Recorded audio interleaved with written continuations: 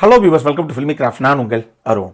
இந்த எபிசோடு ஒரு special episode. அப்படி என்ன சார் சிறப்பு இந்த எபிசோடில் அப்படின்னு கேட்டிங்கன்னா, தமிழ் சினிமாவில் எத்தனையோ மிகப்பெரிய ஸ்டார்ஸ் இருக்காங்க. அவங்க எல்லாரும் ஒரு சில படங்களில் சின்ன சின்ன கேமியோ அப்பியரன்ஸை கொடுத்துருக்காங்க.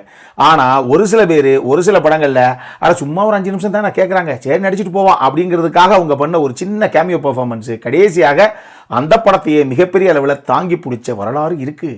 அப்படி நிறைய படங்கள் மிகப்பெரிய ஸ்டார்ஸ் அங்கங்கே லைட்டாக முகத்தை காமிச்சு ஹிட்டும் அடிச்சிருக்கு. அதுலேயும் அந்த படம் சக்ஸஸ் ஆனதுங்கிறதுலாம் பின்னாடி அவங்க பண்ணின அந்த ஒரு 5 நிமிஷம் சீக்வன்ஸ் தான் எங்க அந்த படத்தில் அதாங்க வேற மாதிரி ஒரு சம்பவம் அப்படிங்கிற அளவுக்கு பேச வச்ச படங்களும் இருக்கு. அந்த மாதிரி எந்தெந்த நடிகர்கள்லாம் அப்படி எந்தெந்த படத்தில் சின்ன சின்ன கேமியோஸை பண்ணியிருக்காங்க, அது எந்த அளவுக்கு ஒர்க் அவுட் ஆச்சு அப்படிங்கிறத தான் இந்த எபிசோடில் நம்ம முழுசாக பார்க்க போகிறோம். முதல்ல நம்ம தனி தலைவன் புரட்சி தலைவர் எம்ஜிஆர் அவர்களிலிருந்து ஆரம்பிப்போம். அவர் 1965 எங்க வீட்டு பிள்ளை அப்படின்னு சொல்லி ஒரு படம் பண்ணாப்ல. அது எவ்வளோ பெரிய பிளாக் பாஸ்டர் அப்படிங்கிறது நமக்கு தெரியும். அவர் நான் ஆளையிட்டால்னு சாட்டையை தூக்கி நிற்கிற அந்த ஒரு போஸ்டரு, அது ஒன்று போதும், கொடுத்த காசுக்கு போதுங்க அப்படிங்கிற அளவுக்கு ஒரு சம்பவம் அந்த படம். அது அவ்வளோ பெரிய பிளாக் பாஸ்டர் அந்த படம். ஆனால் அந்த படமே கூட அதுக்கு ஒரு வருஷத்துக்கு முன்னாடி 1964 ராமுடு பீமுடு அப்படின்னு சொல்லி ஒரு படம் தெலுங்குல வெளியாச்சு. நம்ம என்டிஆர் அவர்கள் நடித்த ஒரு படம். அந்த ராமுடு பீமுடு படத்துடைய அபிஷியல் தமிழ் ரீமேக்கு தான் எங்க வீட்டு பிள்ளை. இது பல பேருக்கு தெரியாது. அந்த படத்துல என்டிஆர் நடிச்ச அந்த படத்துல, அப்ப இங்க 2 எம்ஜிஆர் அப்படின்னா 2 என்டிஆர் இருப்பாங்க இல்லையா? அந்த படத்துல தன்னுடைய, அதாவது எம்ஜிஆர் எங்க வீட்டு பிள்ளை ரிலீஸ் ஆகிற டைம்லயே அவர் சூப்பர் ஸ்டார்டத்துல இருந்த ஒரு நடிகர், நமக்கு தெரியும். அப்பயே ஒரு வேற லெவல்ல இருந்த ஒரு ஆர்டிஸ்ட். ஆனாலும் அவரும் என்டிஆரும் ஒரு ஆகச்சிறந்த நண்பர்கள் அப்படிங்கிறனால தன்னுடைய நண்பனுக்காக ஒரு பாடி டபுள் மாதிரி ஒரு சீக்வன்ஸ் ஒன்று ராமுடு பீமுடுல எம்ஜிஆர் அவர்கள் பண்ணாராமா. ஆனா அது ஜஸ்ட் சின்ன ஒரு டூ போடுற ஒரு விஷயம் தான் வச்சுங்களேன். யாரை வச்சாலும் எடுத்துக்கலாம். பட் ஏதோ செட்டுக்கிட்டு போயிட்டு அப்படியே பார்த்து நண்பனுக்காக ஒரு சீனை பண்ணுவோம் அப்படிங்கிறதுக்காக பண்ணாரோ என்னவோ நம்ம எம்ஜிஆர் அவர்கள் தெரியல. ஆனா அப்படி ஒரு சீக்வன்ஸை அவர் உண்மையாகவே பண்ணியிருக்கார் அப்படின்னு நிறைய பேர் சொல்றாங்க. ஆனா நீங்க படத்தெல்லாம் பார்த்தீங்க அப்படின்னா எங்க எம்ஜிஆர் அப்படின்னு தேர்னால் கிடைக்க மாட்டாங்க. நான் சொன்ன மாதிரி, ஏன்னா அது சும்மா பாடி டபுள் மாதிரி ஒரு சீக்வன்ஸ் தான் அது.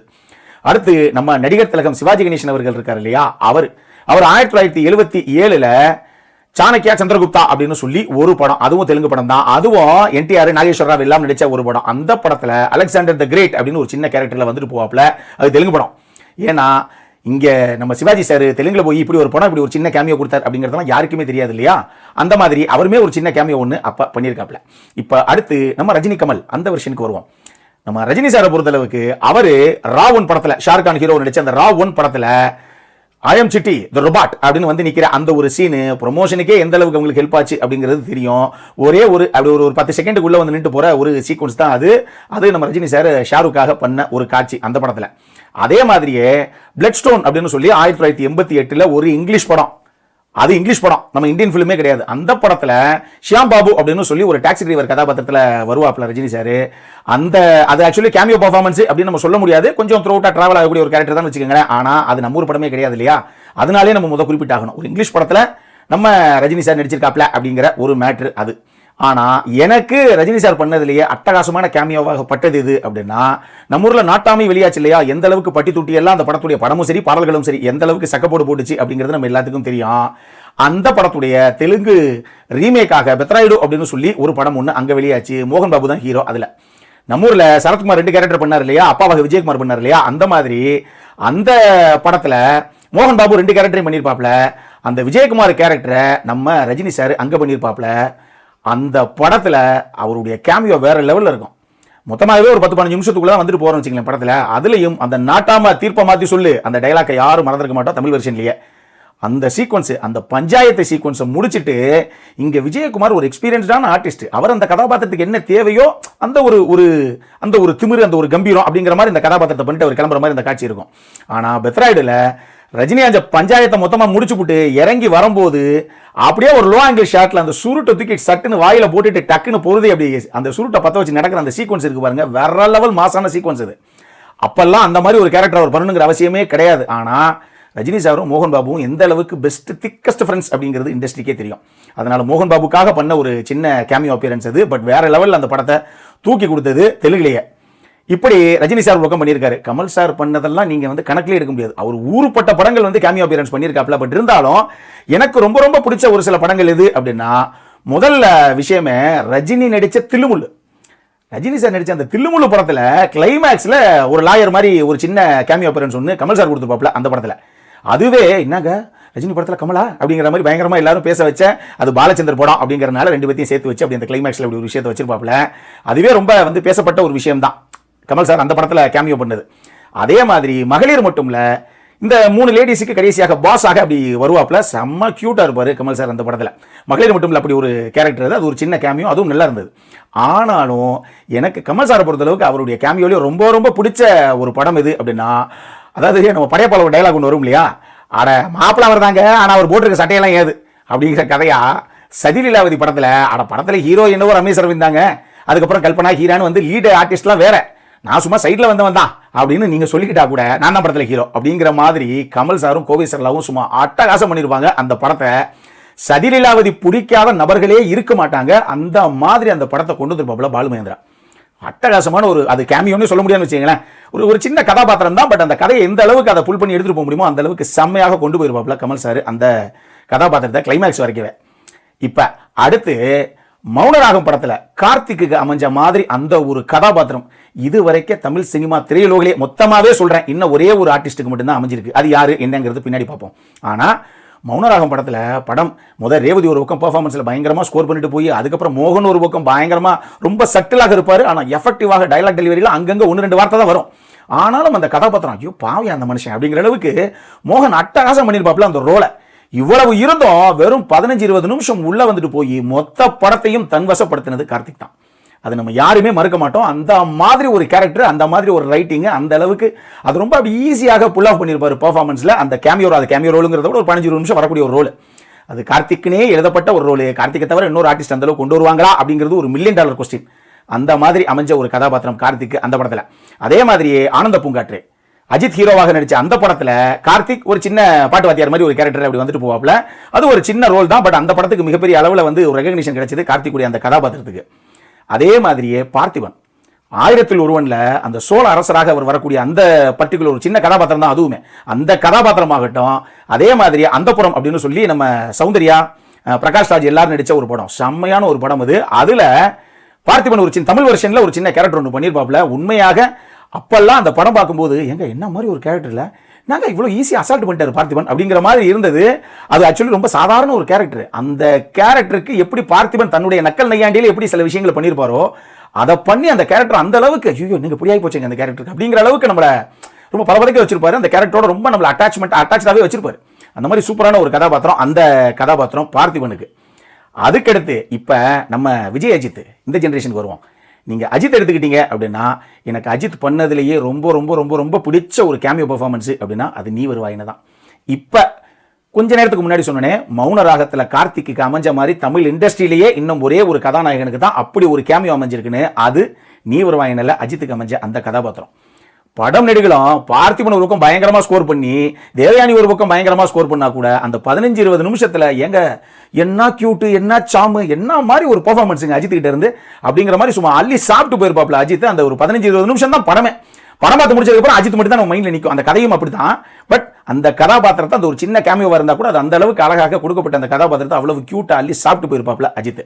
அதே மாதிரி ஸ்ரீதேவி ஹீரோயினாக லீடாக நடித்த அந்த இங்கிலீஷ் அதில் தமிழ் வெர்ஷனில் அவங்க அந்த ஃப்ளைட் ஏறும்போது ஃப்ளைட்டில் கூட உட்காந்துருக்கு அந்த ஒரு கோ பேசஞ்சராக வரக்கூடிய ஒரு நபராக அஜித் தான் ஒரு சின்ன கேமியோ ஒன்று பண்ணியிருப்பாரு. அது சூப்பராக பண்ணியிருப்பாரு அஜித்.